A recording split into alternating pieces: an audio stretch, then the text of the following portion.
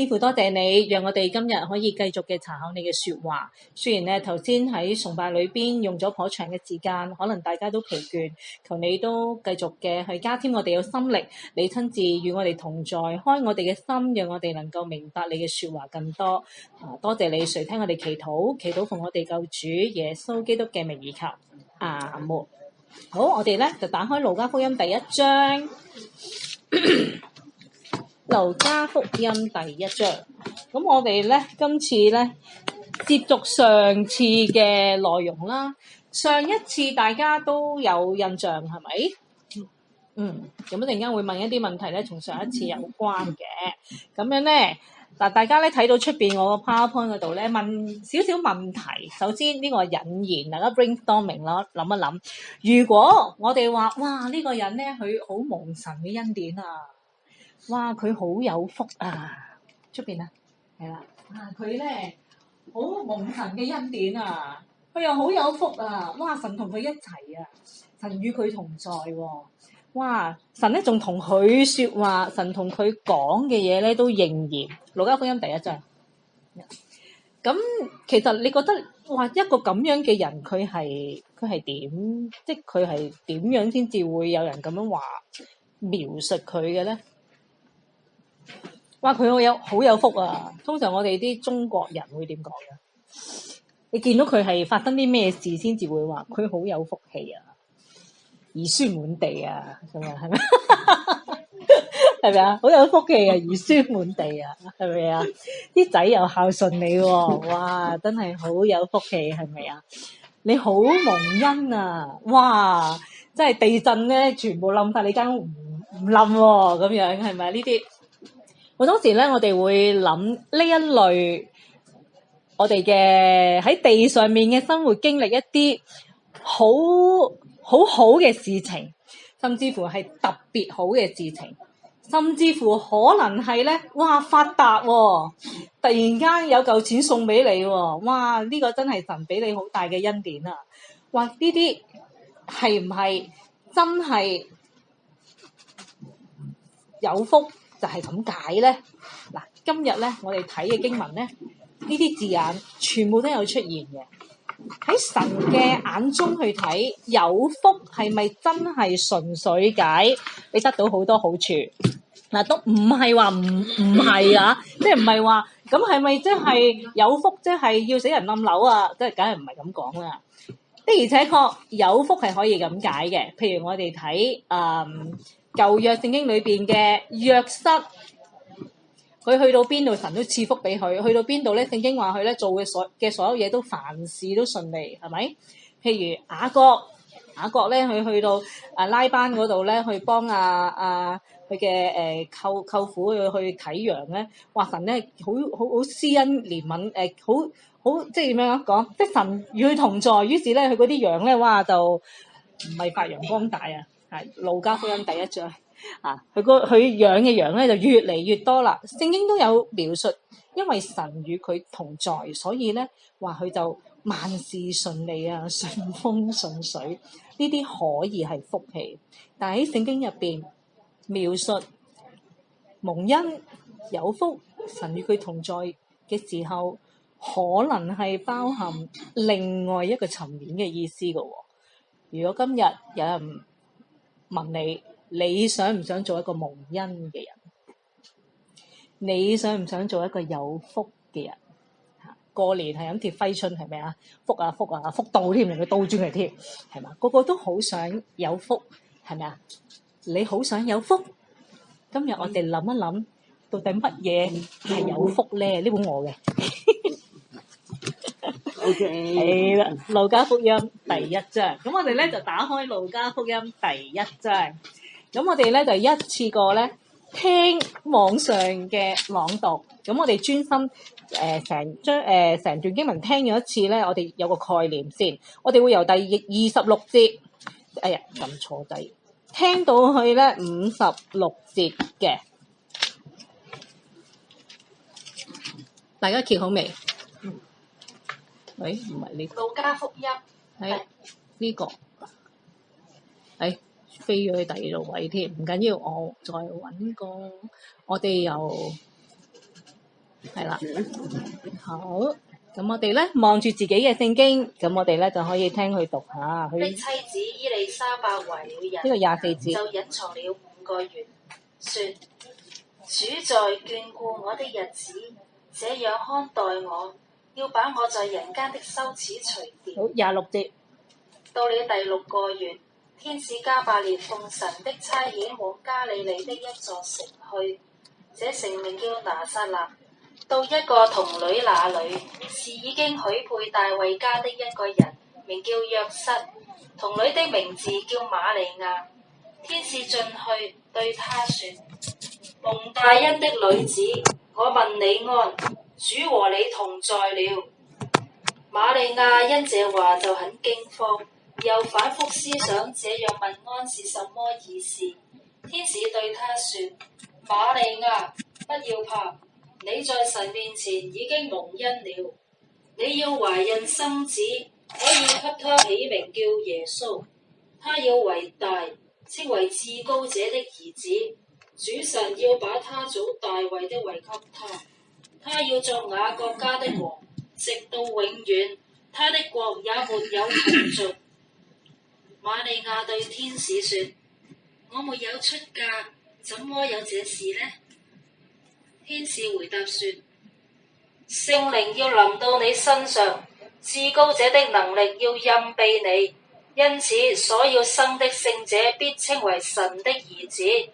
況且你的親戚伊麗莎白在年老的時候也懷了男胎，就是那素來稱為不生育的，現在有孕6個月了，因為出於神的話，沒有一句不帶能力的。瑪利亞說：我是主的使女，情願照你的話成就在我身上。天使就離開她去了。那時候瑪利亞起身，急忙往山地裏去，來到猶大的一座城，進了撒加利亞的家，問伊麗莎白安。伊麗莎白一聽見瑪利亞問安，所懷的胎就在腹裏跳動。伊麗莎白且被聖靈充滿，高聲喊着說：你在婦女中是有福的，你所懷的胎也是有福的。我主的母到我這裏來，這是從哪裏得的呢？因為你問安的聲音一入我耳，我腹裏的胎就歡喜跳動。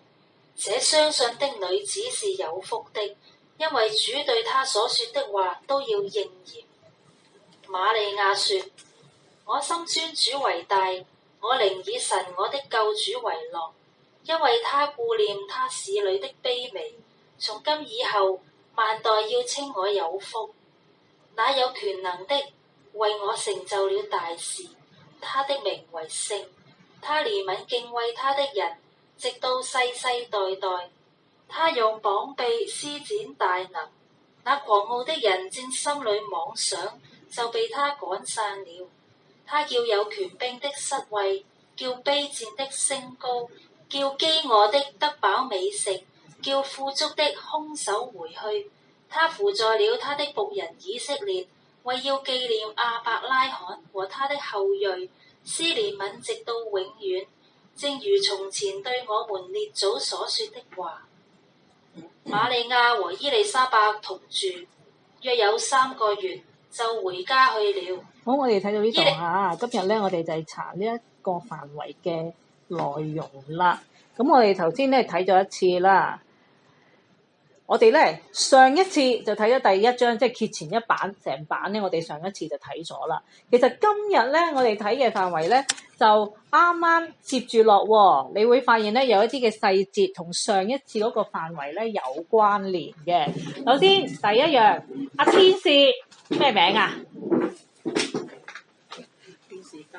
加百列又再出場啦，又再出檔喺第26節嗰度提過啦。上文向撒加利亞顯現嘅嗰位天使咧，係同一個名嘅喎，都係加百列。加百列今次咧就再出動啦。另外上一次提及嘅伊麗莎白，今次咧亦都有出現嚇，記載咧佢36節記載懷孕啦。咁之後咧邊位去探佢啊？喂，大聲啲。瑪利亞去探伊麗莎白，知唔知佢哋兩個咩關係？係咪 friend 嚟嘅？天使講係親戚嚟㗎，原來佢哋係親戚嚟嘅，所以咧我哋成日話耶穌同施洗約翰係老表嚟嘅，係親戚關係嚟嘅。咁即係邊個係表哥啊？施洗約翰係表哥，耶穌係表弟，原來係有呢一個關係嘅。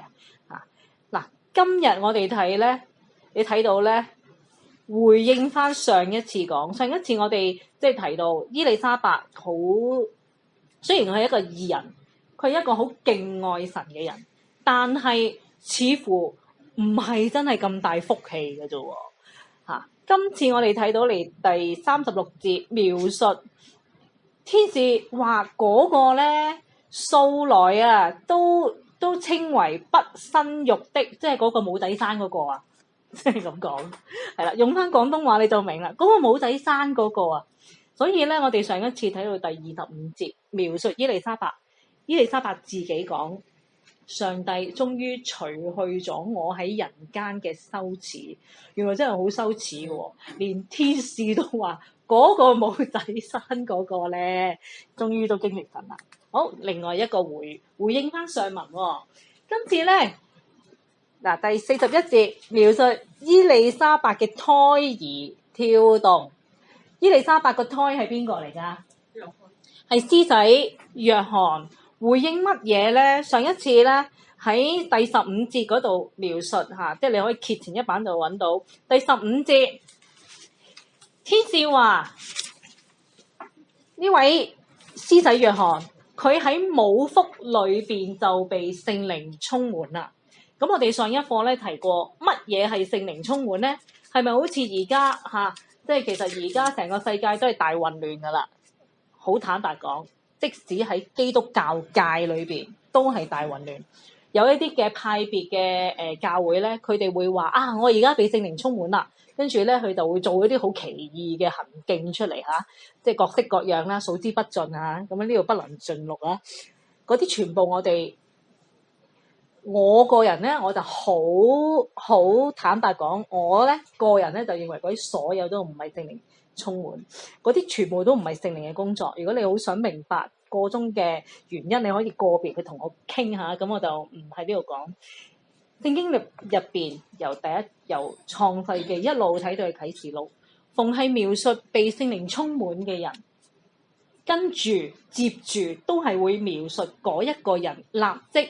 神要用佢，咁前文就會描述呢個人被聖靈充滿，就係因為神要用佢，聖靈就會充滿佢。喺呢一度，聖靈充滿咗施洗約翰，而第41節就描述當伊麗莎白，頭先我哋聽完經文啦，你記得啊？伊麗莎白一見到哇敲門嗰個係瑪利亞喎，都仲未搞清楚咩事咧？施洗約翰喺個肚入邊就做嘢啦，跳下跳下跳啊！呢個就係回應翻上一前邊第15節講，施洗約翰喺母腹入邊就已經被聖靈充滿，就係被神去使用。原來就係喺呢一度第41節。好啦，咁我哋少少回應翻上文之後咧，咁我哋咧就其實咧查經係啲咩嚟嘅咧？查經咧其實就係一個好簡單嘅閱讀理解嚟嘅啫，係啦，大家啲湊個仔啊，跟陪個仔要讀書啊嗰啲咧，你就會明白係咪啊？是地人，好是地人呢段今日我哋 call 出嚟嘅呢一段經文咧，好清晰嘅，咁所以咧可以咁樣列點去揾啦。時間發生喺咩時候咧？26節，我哋翻去發生喺乜嘢時候啊？大家想快啲走就快啲答。第26節一齊讀啦，全部答案喺晒呢度噶啦。26節，我哋預備1、2、3。到了第6個月，天使加百列奉神的差遣，往加利利的一座城去，這城名叫拿撒勒。好，時間到了第幾多個月？ 6個月。呢個6個月係由幾時開始數嘅咧？懷孕。冇錯，邊個懷孕？瑪利。嗯？瑪利亞。未有咁快，啱啱都未，瑪利亞未出場。邊個？約翰嘅媽媽伊麗莎白，因為上文係講緊天使向撒迦利亞冇傾偈，上文係講緊天使向撒迦利亞顯現嗰啲咧，傾偈嗰啲就會俾我問問題啦。係啦，邊個懷孕咗6個月啊？清音。伊麗莎白。係啦，袁姑娘以前係小學老師嚟嘅，所以咧而家咧翻去我嘅老本行啦。各位同學揾到答案啦嗬，大家啲答。伊麗莎白。係啦，冇錯。26節咧就講咗伊麗莎白懷孕第6個月啦。上文提過咧，佢咧係隱藏自己，隱藏咗5個月。咁所以而家第6個月咧，咁就公開件事咯。邊個幫阿伊麗莎白公開件事咧？就係呢一位啦。頭先我哋讀過嘅天使，呢位天使叫乜名啊？仲記唔記得啊？大聲啲答我。天使叫咩名？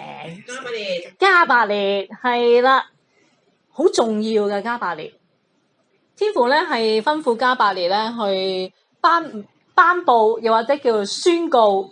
或者叫做 send WhatsApp send 呢個好重要嘅消息俾好重要嘅人物。好嗱，地點咧拿撒勒係啦，因為時間嘅關係啊，咁我哋咧就要響聲咁去啦。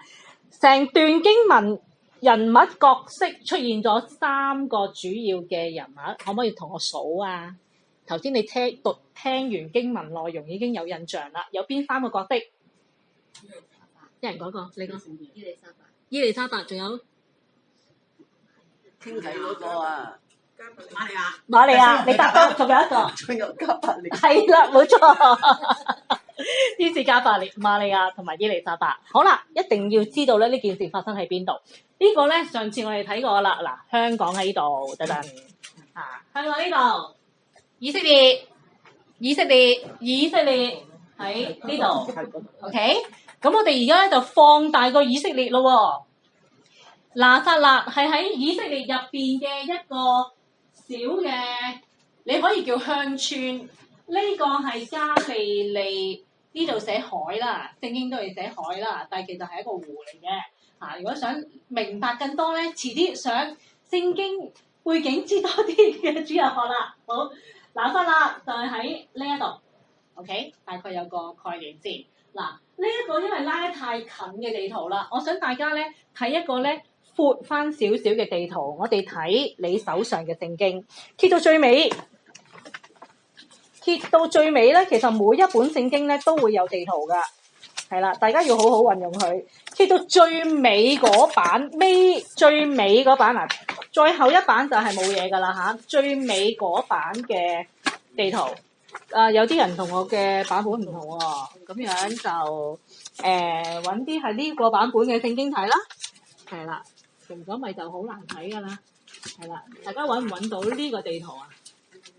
咁樣嘅，哇打晒呢個嘢，居然係甩咗啊！你嗰本，哎呀，等我仲咁老定添，我應該要睇下啲。好嗱，呢度啱啦，呢度啱，不如你哋兩個 share 住個地圖嚟睇先嚇。係啦，你哋兩個 share 啦。係啦，呢個啱啦，呢個 share。係啦，呢兩個啱嘅。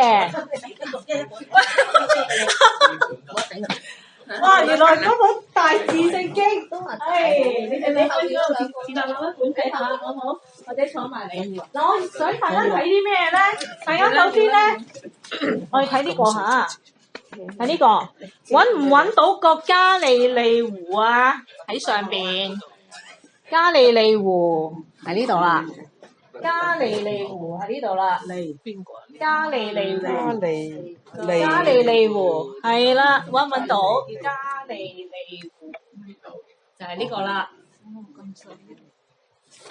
呢個加利利湖係啦，好，然之後咧，你揾到個加利利湖之後咧，我就要除眼鏡啦。大家咧見到咧下邊咧有個粉紅色嘅呢個範圍，見到呢個呢個範圍咧喺呢度寫住係猶太地嚇。頭先你聽讀聖經嘅時候咧，有印象，當瑪利亞佢同即係遇見完天使，聽完天使同佢講嘢之後，佢就急忙嗱嗱聲執包袱，即刻就去探伊麗莎白。而聖經描述伊麗莎白係住喺猶大嘅一座城，其實就係喺下邊呢個範圍。啊，邊度我哋唔知，但係總之就係下邊粉紅色嘅呢個範圍，得唔得？而你頭先揾到個加利利湖咧，加利利湖如果你好眼力咧，其實呢度向左望少少，你就會見到拿撒勒3個字噶啦。咁啊，下次嘅帶個放大鏡去望下啦，睇唔到就唔緊要啦。總之咧，大概就係喺側邊嘅呢度啦，拿撒勒。你呢個應該容易啲見到噶啦，寫得衰啲嘅係呢度其實好啦，係啦，佢有時寫得唔係順字。係啦，大家應該大概見到啦，係咪啊？係啦，係啦，揾到啦，嗬！你兩個有咩資格用呢？咁即係話咧，都未用。我哋咧知道咗呢一個地圖之後咧，嗱，大家借本大嘢嚟用下先，借本大嘢嚟用下。我覺得大嗱，呢本大嘢，大家望住我，係啦，係啊，唔好意思，因為我諗住你要望住我啊，係啦，望住我，係啦，金星所眼咁望住我。嗱，撒勒喺呢度，當邊個啊，瑪利亞聽完天使嘅宣告之後咧，佢就執包袱咧，就走落去呢度，大概呢個範圍去揾伊麗莎白，得唔得？好，點解我今次唔用個 PowerPoint 去顯示咧？我想大家咧真係要好好運用你呢啲實物，你自己有嘅聖經，其實咧你睇地圖咧係可以揾到呢啲資料噶，同埋咧你自己喺一個實物嘅硬件地圖喺你眼前有本地圖自己望過咧，個印象係會深刻過你望出去個 PowerPoint 好快咧，你又唔記得我俾嗰啲咩你睇噶啦。好啦，咁我哋咧睇完個地理背景咧。就睇下相就揾唔到啦，當然因為當時未有相啦。咁我揾咗好辛苦咧，先揾到呢一幅咧，係即係畫家去揾過晒一啲考古嘅資料之後咧，估計第1世紀嘅拿撒勒嘅村落大概係咁嘅樣，喺一個山坡上邊建造嘅一個小嘅村落，估計可能只係得幾十戶喎。咁不過每一戶咧。通常以前都係生好多小朋友嘅，好似我哋嘅上一代咁樣嘅，可能10個8個都唔止嘅。咁所以咧，每一間屋入邊咧都好嘈，好多細路仔嘅。咁咧，大家知道，如果你住村咧，每一戶嘅屋企之間佢哋嘅關係通常會係點㗎？好好嘅，好緊密嘅。甚至乎咧，成村人咧會有好多共同嘅社交嘅活動，或者做節啊、過節好多唔同嘅嘢嘅。所以咧，一有啲咩特別事發生咧，即係正所謂我哋香港都有句話，成村人都知道你咩事啦，就係咁嚟噶。因為人類嘅發展本身就係咁樣，其實係需要社交同埋。社區嗰個互相嘅支持維係去建立嘅，咁所以咧嗱，要記住呢個背景，一定要記住呢個背景，發生啲咩事咧，係成村人都知㗎。咁一陣間我哋再睇落去瑪利亞發生啲咩事咧？好啦，我哋進入經文啦，28至到33節。咁我哋咧頭先咧引言咧，因為有啲。同學仔啊，叫你做同學仔啊，有啲同學仔遲咗入嚟啦。頭先我哋一開頭咧就問咗一個引言嘅問題，就係、到底如果有人話哇你好蒙恩喎，哇你好有福喎，哇嗱真係神與你同在喎，喺我哋今時代咧去聽呢啲嘅描述咧，你會覺得哇我真係好好啦，即係風生水起啦，發達啦，兒孫滿地啊等等啦呢啲咁嘅嘢啦，但係咧。當我哋今日睇我哋今日嘅路加福音你會發現呢啲字不停咁樣重複，仲要係喺呢一位叫做天使嗰把口嗰度出，但係承受呢啲描述嘅嗰個人係咪真係跟住就承受咁好嘅福氣咧？我哋睇下天使講乜嘢。第28節，天使進去對他說：蒙大恩嘅女子啊，我問你安，即係哈嘍或者叫做早晨啊咁嘅意思啦。由以色列人就會講 Shalom 就係呢句説話啦。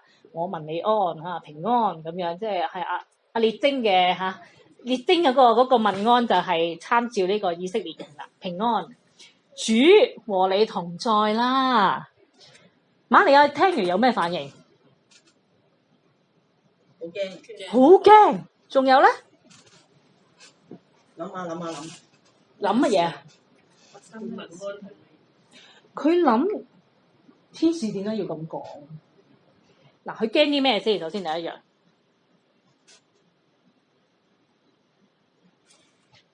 哇！天使啊，好驚啊，係咪咁啊？嗱，聖經唔係描述佢驚見好似見鬼咁樣咧，見天使同見鬼一樣都係驚嘅，係咪？聖經嗱，上一次咧，撒迦利亞咧就係見到天使就嚇到腳都軟啦，佢係見到天使就驚。但係我哋睇下瑪利亞唔係因為見到就驚，係因咩啊？這話瑪利亞聽到天使同佢講句咁嘅嘢，佢就好驚啦。瑪利亞有一個好獨特嘅特性啊，或者咁講啦。聖經時常描述佢將一啲發生咗嘅事，或者佢聽到嘅説話，佢會擺喺心入邊反覆思想。啱啱出場就已經見到佢呢個行徑啦，反覆思想。點解佢要諗咧？蒙大恩嘅女子點解要咁？點解佢要諗啊？蒙大恩幾好啊！佢唔理解係咩係大恩，即係點樣蒙大恩？點樣蒙大恩咧？發達啦，係咪啊？係咪我一陣間就會中六合彩？所以哇天，咁應該唔使驚嘅，應該好開心，即刻4萬咁口噶嘛，係咪啊？可能你接受唔到嗰個事實咯。嚇，大家即係可能係接受唔到嗰個事實，即係神安排嘅每一件事，你未必係接受到、承受到嗰個能力去承受呢個事實。係嗱，正咧，因為咧，我哋知道下文，所以我哋就會識得咁樣去推斷，係咪？但係正常啊，可以咁講，正常嘅人嘅邏輯咧，或者現代人嘅邏輯咧，就未必識得咁樣諗嘅。通常就會話：喂，你有福啦咁樣，咁跟住你咧個心已經飄一飄啦，有咩福啊？一陣間係咪有啲咩好嘢俾我啊？咁樣。但係你見到瑪利亞唔會用呢個邏輯去諗，所以其實瑪利亞對上帝真係有一定程度嘅認識。我哋頭先咧聽到去到最尾咧，瑪利亞嗰個尊主頌入邊咧，你就知道瑪利亞唔係普通弱質女流嚟嘅喎，佢真係同神嘅關係係好緊密。如果唔係噏唔到一段咁漂亮嘅眾禱文，係咪啊？而且咧，佢咧即係上帝揀得佢嚟生耶穌，咁你話佢係一個咩人咧？雖然聖經冇咁樣寫，但係我都覺得應該要咁樣描述。佢的確係一個義人，係一個完全人，就好似舊約聖經描述挪亞咁樣。但係聖經從來冇咁樣描述。反而即係冇用呢啲字眼去描述瑪利亞，反而係記載咗瑪利亞佢嘅好細微嘅行為表現，你睇得出佢係一個點樣嘅人。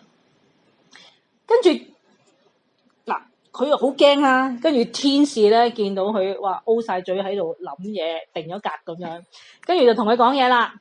天使咧就同佢講：瑪利亞唔使驚啊！你喺神面前已經蒙恩啦。咁可能聽完呢句仲驚啦，係咪啊？嚇，蒙恩一定係有啲好特別嘅嘢神要做啦。嗱，記住嚟到呢度，瑪利亞係唔知跟住發生咩事㗎。所以瑪利亞其實聽完係仲驚，跟住直接一開波第一句就講啦，31節一齊讀31節，預備起，你要懷孕生子，可以給他起名叫耶穌。好，真係嘛？一句搞掂。瑪利亞，你咧就要陀 B B 嚇，佢生咗出嚟咧，幫佢改名叫耶穌。有冇問題啊？聽音，係啊，好大問題。你今日就要生個仔出嚟，接受唔到，接受唔到周圍嗰啲人嗰啲眼光啊！係啊，乜咁啊？係啦，就係呢樣啊！嗱，你話冇乜所謂啦，係咪啊？耶穌嚟噶嘛，救主基督冇問題啦。我哋一定要代入翻，即係唔好咧將我哋一向因為已經明白耶穌原來係神嘅兒子，佢咁樣拯救我哋，所以咧對瑪利亞嚟講咧 easy job 啦嚇，你益咗佢啦咁樣，千祈唔好咁諗。你要代翻落去，真係一個普通嘅婦女。所以咧，當好搞笑嘅，而家你再睇落去就知㗎啦。所以咧，當天使咧去正式宣告將要發生啲咩事嘅時候咧，嗱，天使第一句就講嘛，你要懷孕生子。其實可能後邊嗰扎嘢咧，佢已經聽唔到㗎啦。生仔，後邊嗰扎嘢可能已經唔係好聽到係啲咩嚟㗎啦。好啦，咁我哋咧不過咧都拆解一下咧，到底天使呢幾句説話係想講啲咩先？因為係好重要，好重要。仲記唔記得路加福音係邊個寫嘅？路加寫嘅。路加福音啊，係路加醫生寫俾邊個啊？上次有翻嘅後邊嗰位同學，提亞非羅，係啦，寫俾提亞非羅大人㗎。嗱，提亞非羅咧，我哋唔係好掌握佢係邊個，因為咧完全揾唔到任何歷史資料。不過咧，有好大可能佢係一個外邦嘅慕道嘅人，又或者係外邦嘅初信主嘅人。點解會講外邦咧？一陣間你就會明㗎啦，係咪咧？係咪會明嘅？都唔係啊，係會明嘅。一陣間會有少少牽連嘅。好啦，所以咧喺呢度咧，其實就係好詳細去話俾提亞非羅知耶穌到底點樣嚟嘅。如果你翻去以前你初信或者你初嘗試同一啲老人家傳福音咧，講極都唔明咧，佢通常就第一個會問好就係耶穌。石頭爆出嚟㗎，耶穌，你信你嗰個啦，生蘇咁樣，即係總之就係要攞第二啲嘢咧去講笑話。佢哋唔明白耶穌的而且確係一個真實嘅歷史人物，而且佢嘅出現、佢嘅降生係點樣特別法。所以咧喺路加，佢覺得對特別外邦人。因為佢哋未必熟讀舊約，唔知道原來耶和華上帝係會將來會賜下拯救者彌賽亞，冇呢個概念，咁所以咧佢就要咧將耶穌嘅出現咧，即係個起源咧就要寫得咁仔細啦。好啦，知唔知瑪利亞呢個名喺希伯來文嚟講係等於邊個字啊？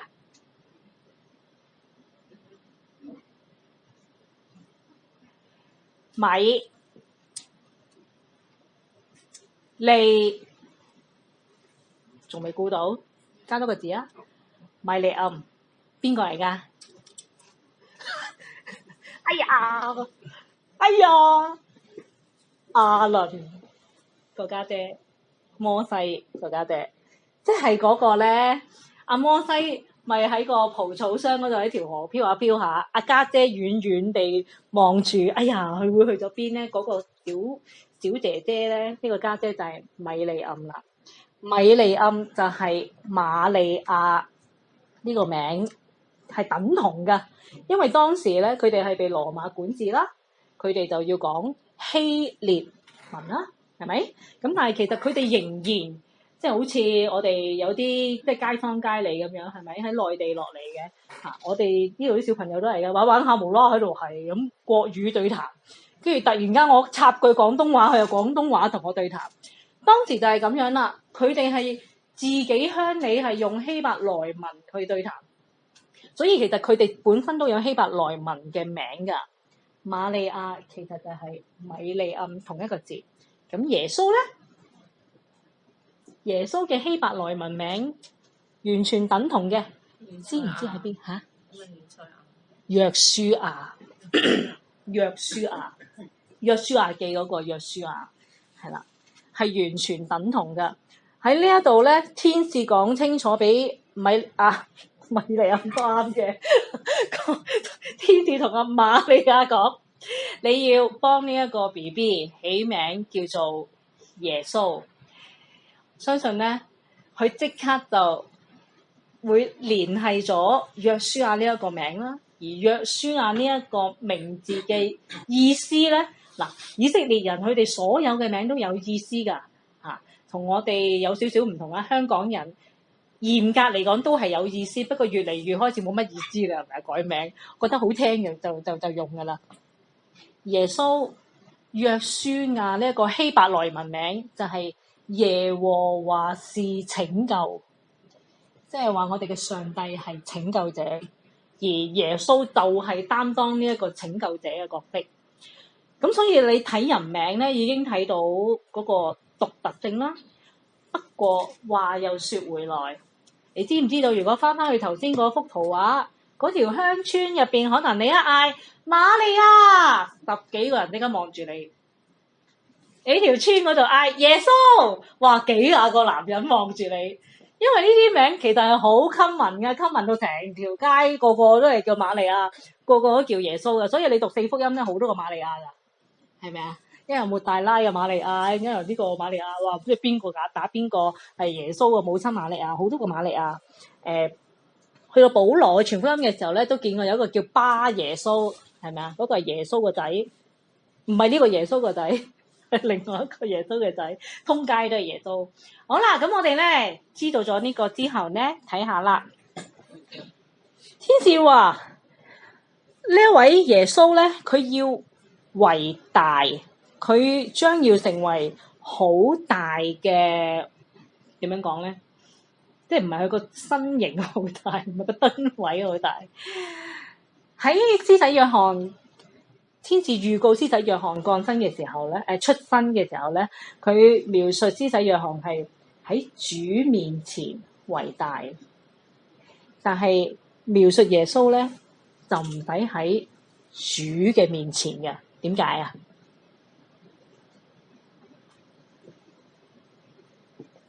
耶穌已經係主啦嘛，咁使乜仲要講喺主面前為大咧？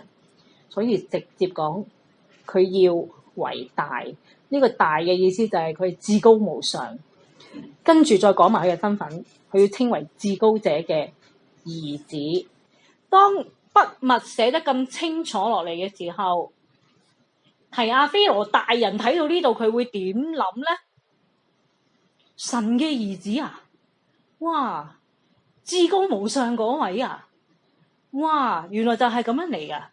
好啦，嗱，跟住嗰句咧就描述係同舊約扯上關係啦。主神要把他祖大衛嘅位給他。第33節，請大家一齊讀啊！1、2、3。他要做雅各家的王，直到永遠，他的國也沒有窮盡。到底呢度提及大衛係有咩關聯咧？大家熟讀舊約嘛？係咪？應該唔係好熟㗎，米利暗都搞唔清楚。嗱，大家咧，我唔使你好揾到呢章節，不過你揭一揭睇下撒母耳記喺邊度啊？攝住啲版啊，應該要翻嚟攝住啲版。大家睇下撒母耳記下喺邊度？當你咧睇過聖經，知道個位置之後咧，你有個立體啲嘅概念。到底聖經係點樣預言、預告，或者話喺神嘅計劃裏邊，上帝有幾早開始去講呢一個內容啊？預告耶穌基督嘅降生。好，幫一幫真係啦。我哋咧睇到喺撒母耳記下第7章，大家咧見到我出邊變咗紅色嘅字啦。呢度咧就係耶和華上帝佢要藉住拿單先知同大衛講嘅一番話。佢話咧嗱，你同我個僕人大衛講啊嚇，我咧必定會令到你嘅後裔接續你嘅位嘅。當然啦，大衛之後佢好多代都係做王啦，一路做到最尾嗰個都係大衛，即係南國最尾嗰個王都係大衛嘅後代嚟嘅。不過呢句就神奇啦，我必堅定他的國位，直到永遠。最後第16節，你嘅家同你嘅國必在我面前永遠堅立，你嘅國位也必堅定，直到永遠。同頭先我哋喺路加福音讀嗰字係咪好似啊？我要翻嚟呢度啦。佢即係耶穌要做雅各家，即係以色列國嘅王，直到永遠。佢嘅國亦都冇窮盡。喺舊約聖經所預告嘅嗰一位，就係呢一位耶穌。佢係從神而嚟，佢就係神嘅兒子。一開波就講咗呢個內容啦。原來呢一個秘密，全世界邊個係第一個知啊？撒母耳。撒母耳啊？唔係，即係講耶穌啊！撒母耳知道將來有個嗰個唔係撒母耳，嗰個拿單嚟嘅。拿單知道將來會有個咁嘅人咧，但係佢唔知係邊個。到底全個世界邊一個人知道耶穌就係神嘅兒子咧？係瑪利亞，就係喺呢一句，就係天使同瑪利亞講。我哋呢度在座咧都好多女的，係咪？我哋做姊妹嘅，你可以即係盡量代入一下。我哋真係有福嘅，特別我哋做過阿媽嗰啲更加有福。你容易啲代入，你係瑪利亞嘅角色嘅時候，你收到個咁嘅消息嚇，舊約一路預告緊嘅嗰位救主，佢點都要出世啊，係咪？佢哋熟讀舊約嘅就知道啊，參孫啊，大衛啊，特別呢個大衛嘅祖先點樣講？邊個啊？突然間記唔到啲名添。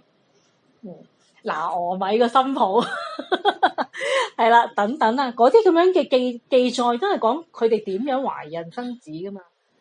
居然上帝你揀中我神嘅兒子，但係瑪利亞似乎後邊嗰堆嘢唔係好聽得明，唔係好入心啊，反而佢會在意喺間住呢一句，因為瑪利亞話：我都未嫁，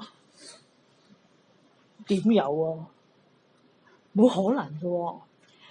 正常人上到一定嘅年紀，都有一定嘅性嘅知識，佢都明白冇發生過任何嘅性行為，點可能會無端端真係唔通石頭爆出嚟咩？係咪？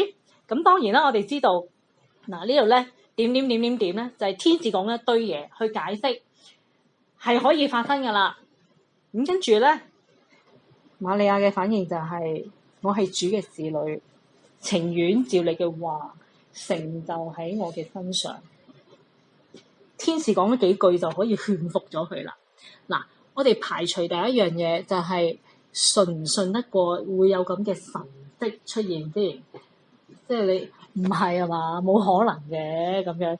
即係瑪利亞對神嘅信心有一定嘅程度啊，佢相信神一定做得到，所以佢唔去喺呢個位度斟酌。但係正如頭先阿清音講噶嘛。咁我未來老公會點啊？我明明簽好咗嗰個婚約，佢哋通常咧，以色列人咧，舊約嘅唔係喺古時代咧，佢哋係結婚啦，就會喺1年前就會訂婚。當簽咗訂婚紙之後咧，就等同結咗婚噶啦。如果你喺呢段時期發生啲乜嘢嘅，即係同人嚇同另外一個搞大一個肚咧，咁係死罪嚟嘅嚇。咁咧就大件事嘅。我未嫁喎，我嚟緊先至過門喎。咁我未來老公佢咪會嬲咗我？得唔得啊？嗱，呢個係即係大家結過婚嘅就知道好大鑊噶喎。村民就會點睇呢？成村人都知噶咯喎，佢都未過門，陀住個仔過門，搞錯啊！搞大個肚啊！喺我哋呢個年代咧，就唔知即係淪落到好似冇乜所謂咁樣啦，係咪啊？帶住個肚去行婚禮啊，甚至乎咧喺個婚禮度，居然係個仔走出嚟，係個仔走出嚟去負責做花仔啦嚇，即係已經係淪落到係好不堪噶啦。但係古時代接唔接受到呢啲㗎？知唔知道會有咩後果㗎？冇錯，石頭掟死佢㗎嘛！記唔記得有一個人行淫嘅時候俾人捉咗去耶穌嗰度，跟住嗰班人咧想試探耶穌，就問耶穌：我哋應該點做？係咪攞石頭掟死佢？因為舊約係真係咁樣吩咐㗎嘛。咁我咪死緊，就算人唔攞石頭掟㗎咋，咁我咪臭名遠播，即係話我冇嚟搭訕。所以咧，其實對瑪利亞嚟講咧，好大件事㗎。但係你見到第38節佢講咩啊？我哋一齊讀翻第38節啦。預備1、2、3。瑪利亞說：我是主的使女，情願照你的話成就在我身上。天使就離開她去了。嗱，我哋咧知道咧，跟住嗰啲點咧，由35節開始咧，其實天使只係解釋佢上邊嗰個問題㗎咋。我未出嫁，有乜可能會大肚啊？但係完全冇解答佢下邊嗱嗰啲就我寫出嚟嘅啫，藍色字嗰啲係咪？但係呢啲肯定瑪利亞一定會諗㗎喎，佢一定會面對呢啲問題㗎喎。其實天使係冇幫佢擋住下邊嗰扎嘢㗎喎，所以咧。正有咁樣嘅背景咧，我哋睇好多聖經細微嘅描述，你會發現咧，其實耶穌嘅長大咧，佢真係我哋估計喺同村裏邊咧，的而且確個個都睇唔起耶穌，私生子嚟嘅呢個。所以你諗下，點解耶穌嘅兄弟喺耶穌出嚟傳道嘅時候，唔係企喺耶穌嗰邊㗎？係耶穌死咗之後復活之後，佢哋先至信耶穌噶。耶穌嘅兄弟有冇兄咧？我哋唔知。有啲好偏門嘅傳統會覺得耶穌仲有兄啊。不過嗰啲唔喺呢度討論啦嚇。你當耶穌有細佬一定有啊。聖經有寫啊。聖經入邊有2卷書都係佢嘅細佬寫噶嚇。猶大書同埋雅各書。佢哋要等到耶穌從死裏復活先至相信耶穌，就係因為佢哋自己都覺得自己個大佬係私生子嚟嘅，唔光彩嘅。咁我哋睇下究竟天使咧講嗰啲乜嘢可以說服到瑪利亞？我未嫁喎，有乜可能會爆個仔出嚟㗎？好啦，天使回答說：不如我哋又讀下啦，大家開始有啲眼瞓啦，係咪？我哋先讀第35節，預備1、2、3。天使回答說：聖靈要臨到你身上，至高者的能力要蔭庇你，因此所要生的聖者必稱為神的兒子。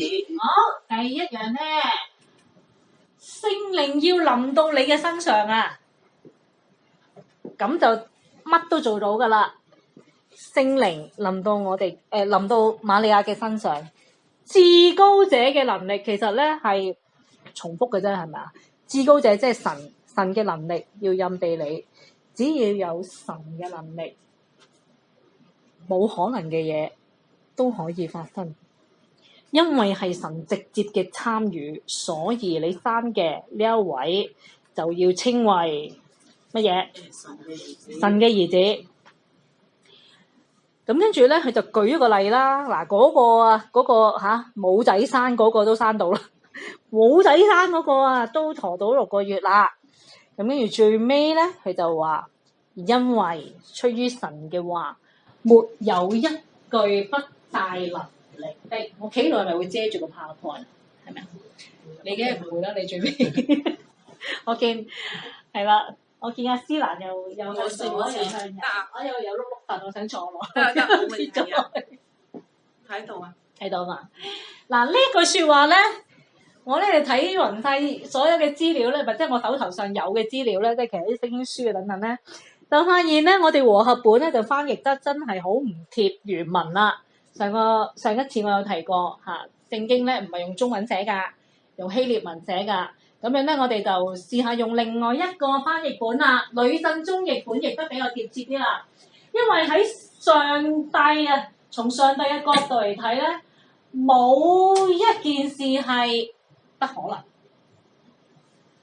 即係 nothing is impossible， 係嘛？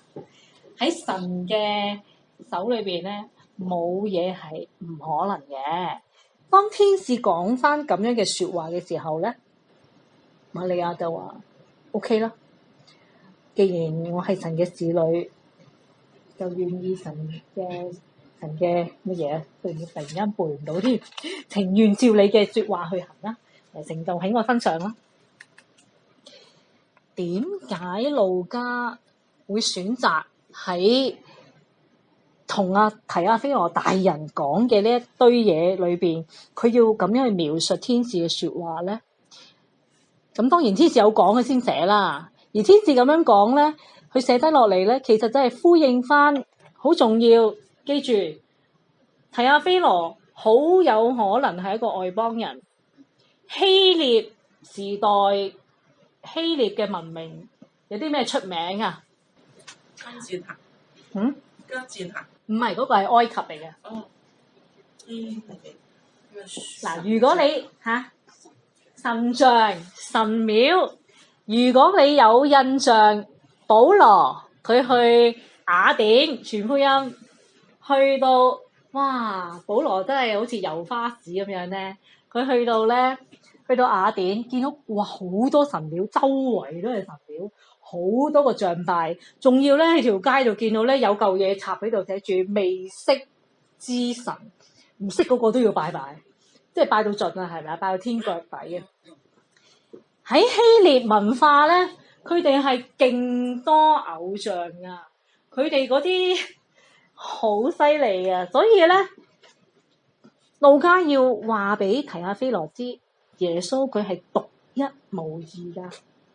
呢個世界，你哋由細到大聽咁多神話故事，哇！又呢個又嗰個，又呢個又嗰個，但係呢位耶穌，佢係從神而嚟㗎，係咁神奇受孕而出世㗎，佢係獨一無二，冇第二個可以代替佢。而且即係我哋嗰啲傳統啲阿爸阿媽就話石頭爆出嚟呢句説話咧，佢就覺得你係老作啦，有乜可能啊？所以咧，天使就話喺神嘅手裏邊冇嘢係不可能。呢個世界點嚟？呢個世界點嚟㗎？神創造。神創造㗎嘛？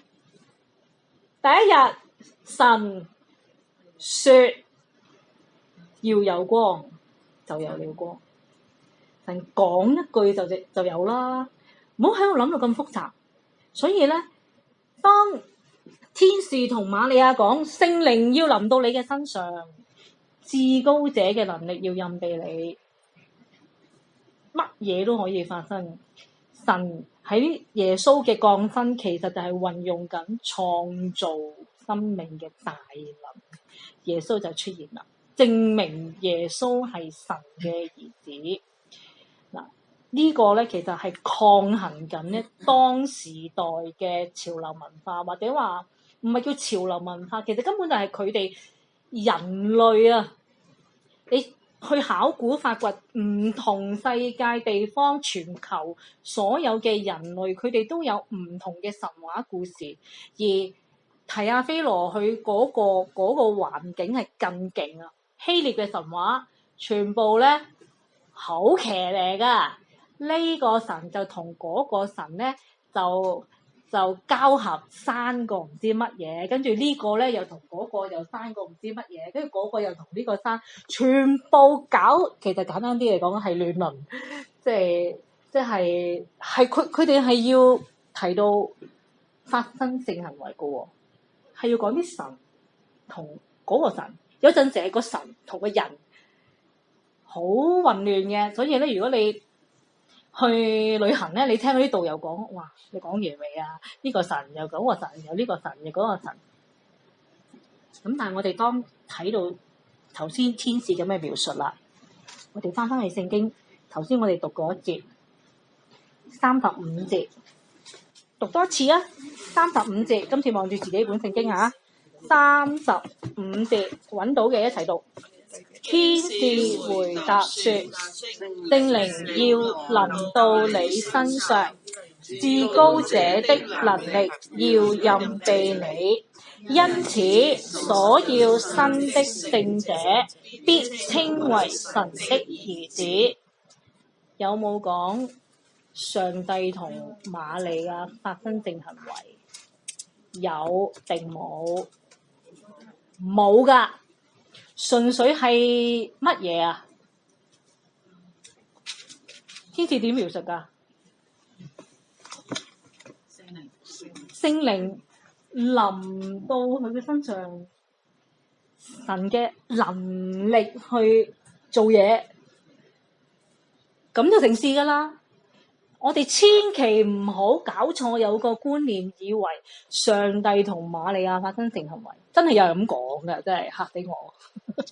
千祈唔好咁樣諗嚇，記住呢個過程其實係講緊上帝用去創造生命嘅大能，而神直接去參與喺一個完全冇可能會發生嘅事情裏邊，一個女嘅身上冇同任何男性發生性行為，居然可以有 BB。嗱，呢個咧，大家要有翻個概念嚇。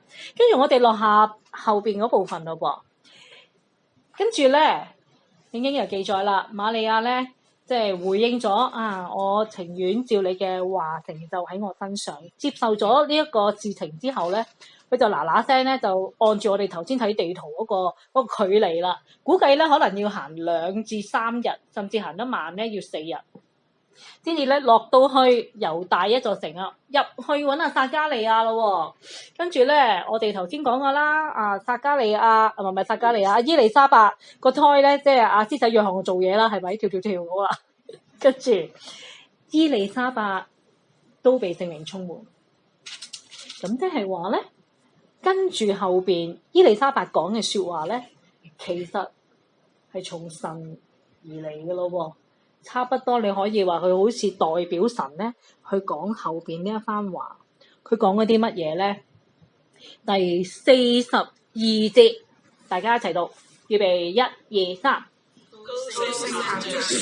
你在婦女中是有福的，你所懷的胎也是有福的。喂，拜年啊！而家你喺婦女裏邊係有福㗎。嗱，阿媽有福，跟住咧下文再講乜嘢啊？個仔都有福啊！跟住咧當講到呢一度嘅時候咧，佢就話：哇！頭先我個胎啊，我個肚啊，係咁跳啊！即係阿施洗約翰咧喺入邊咧都要和應啦，係咪？然之後第45節就再講呢一個相信嘅女子係有福嘅。瑪利亞接受呢一個任務啦，可以咁講。結果係咪真係有福嘅咧？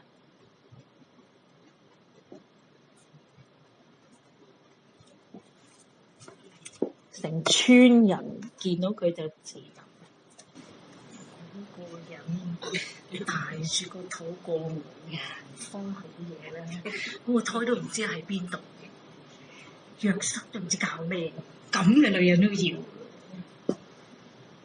跟住你做細佬嘅，啲人就成日同你講啦，你阿哥唔知邊度嚟噶，哎呀，你阿哥唔係你老豆噶，你知唔知噶，傻仔，唔使對佢咁尊重噶，哎呀，忍氣吞聲咗咁多年，而到最後白頭人送黑頭人喎，瑪利亞死先。耶穌死先，真係有福。你在婦女中是有福的，你所懷嘅胎也自有福的。耶穌真係有福，30幾歲年青有為就瓜咗啦，仲要係俾人冤枉嘅，真係有福。你想唔想做個有福嘅人啊？如果搞成咁，仲要俾人閒言閒語過一生。另外一個推論啊，我哋喺一啲好細微嘅事情裏邊推論，點解我哋會估計，甚至乎瑪利亞其後生嘅仔女咧，都會對瑪利亞，即係或者咁講，係即係唔尊重耶穌之餘，甚至乎係唔尊重瑪利亞咧。記唔記得十架七言？耶穌釘喺十字架上邊，耶穌要同自己嘅門徒12門徒入邊其中一個約翰同佢講：嗱，我嘅母親交俾你啦。即係大概嗰個意思，咁嘅意思啊，係咪？約翰都唔係佢細佬嚟嘅，做乜要將個媽俾自己嘅門徒啊？瑪利亞之後係咪信耶穌㗎？信唔信㗎？當耶穌出嚟傳道嘅時候，瑪利亞係咪信耶穌㗎？信唔信㗎？你覺得？唔信啊，因為我突然間諗起天主教會，係咪嗰個瑪利亞？係啊。係咪嗰個瑪利亞？就係今日我哋講緊呢個瑪利亞咯。咁所以我突然間諗起有天主教，咁佢係咪唔信有耶穌咯？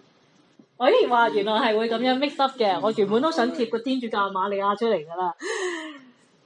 嗱，呢個另一回答你。瑪利亞信唔信耶穌㗎？信，佢走即係水變酒嗰個情節，佢應該係耶穌行第一個神蹟已經係瑪利亞。耶穌冇諗住做嘢㗎，係啊，瑪利亞踢佢出嚟嘅啫嘛，拱佢出嚟啫嘛，係咪啊？瑪利亞嗱，正正就係因為咧天主教咧，佢哋解錯咗，即係呢個咁講，佢哋唔細心咁樣去讀路加福音，所以咧佢哋就將瑪利亞抬高到咧係聖人，甚至乎咧係聖人之中嘅聖人，即係佢天主教好多聖人噶嘛，係咪？係聖人之中嘅聖人，佢哋會有瑪利亞嘅禱文啊，等等啊，仲要做像，一定有瑪利亞抱住耶穌啊咁樣嚇。頭先我哋講全個世界邊個係第一個知道耶穌就係神嘅兒子啊？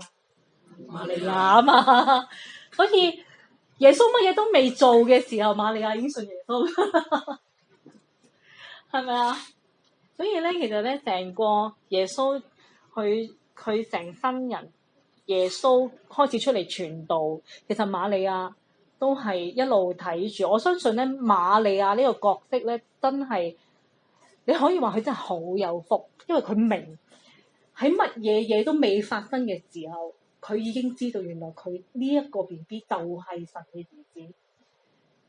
即係你湊個 BB 就知道一個 BB 長大會有好多嘢要經歷要發生噶嘛。佢好多嘢，我有陣時幻想，其實使乜教耶穌講嘢嘅咧？有好多嘢使乜教嘅咧？我都唔知嚇。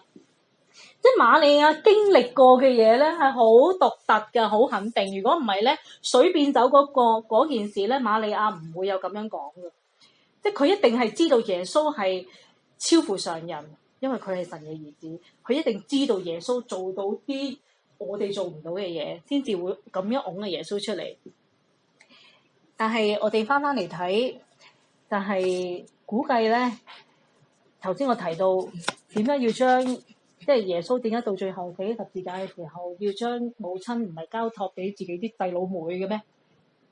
所以應該嗰個時候細佬妹唔信耶穌㗎，甚至乎佢哋根本唔尊重自己個阿媽。好啦，我哋咧睇到最尾，伊麗莎白再講，因為神對你啊，對瑪利亞講嘅説話咧，都會應驗嘅。頭先我哋開頭咧講蒙神嘅恩啦，有福嘅人咧，有神同佢同在啦，神同佢講嘅嘢都要應驗啦。呢一個人到底係點咧？其實就係一個被神使用嘅人。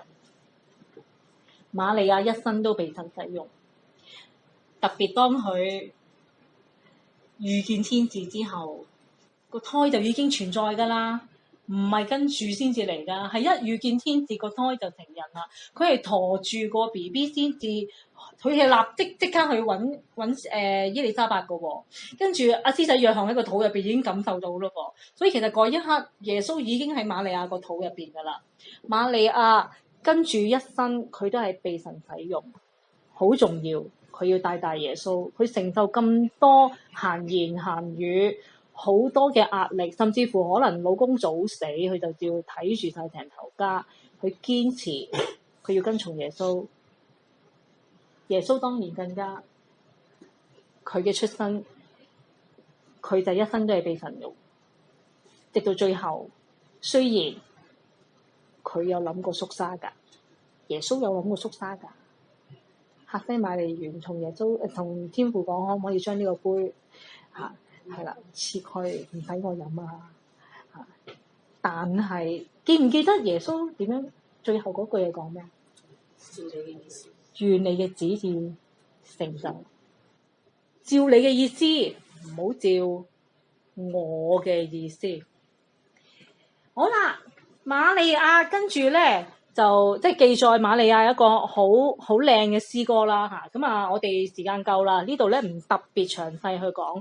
呢一段咧，我哋可以分兩部分，第一部分就係呢一度啦，46至49節，咁樣咧就係佢個人嘅讚美神嘅説話啦。最出名就係呢兩句啦，咁我哋讀下去啦，好唔好？預備1、2、3，我心尊主為大，我靈以神我的救主為樂。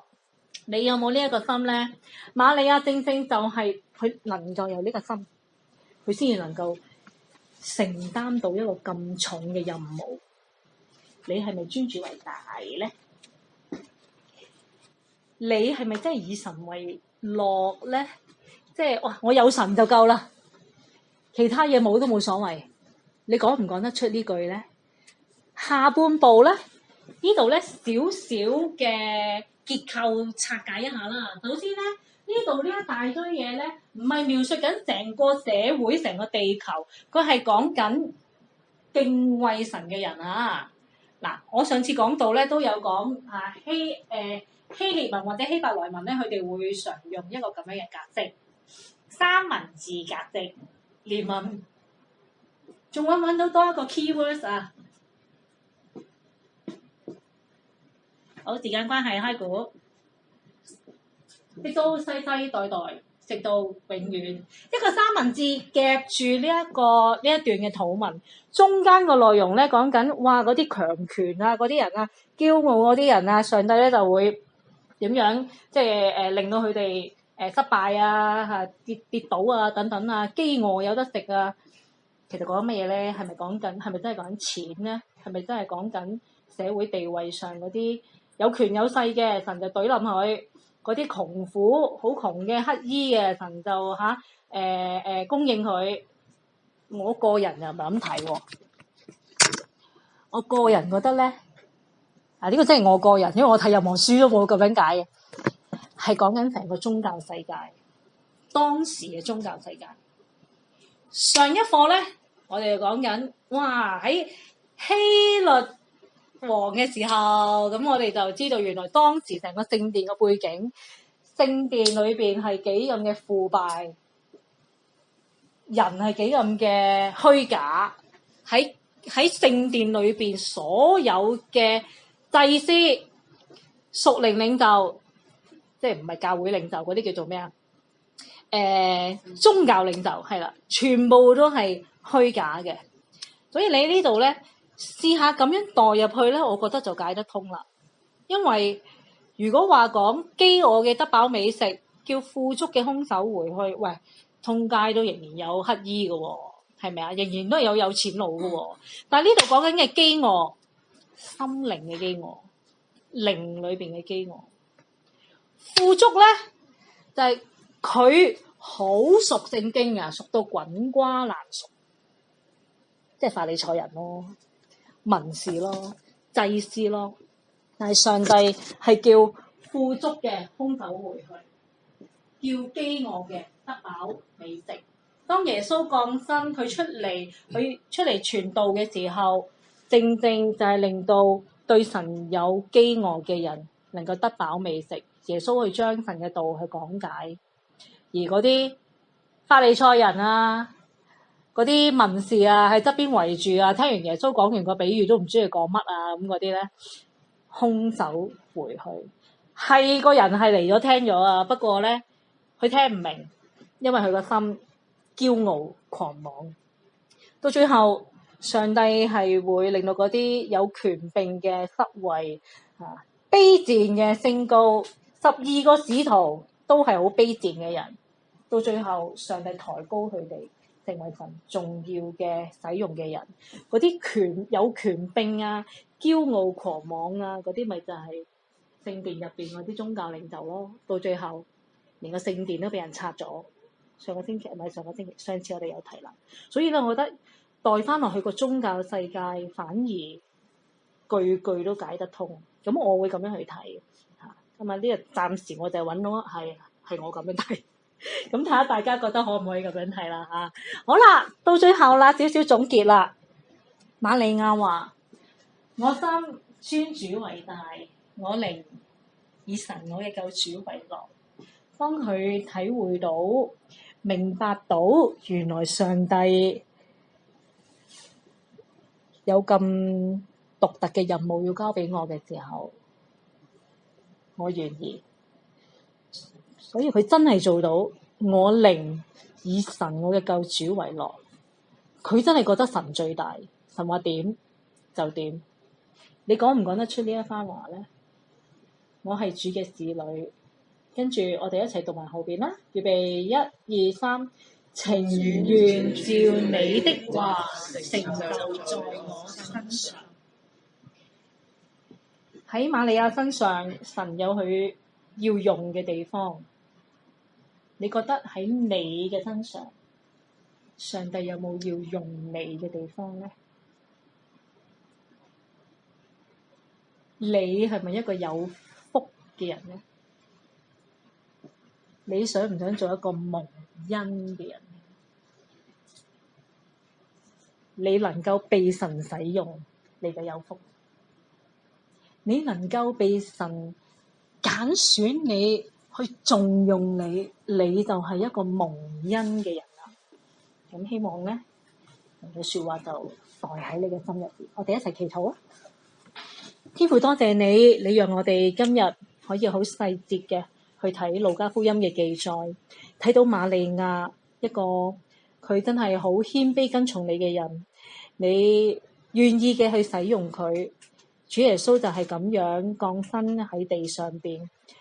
我哋呢度每一個人同瑪利亞都係一樣，都只係一個普通嘅人。我哋同樣能夠有機會去研讀聖經，去認識你。我哋知道我哋同樣可以好似瑪利亞一樣被你使用，但係重要嘅就係到底我哋點樣嘅去看待你？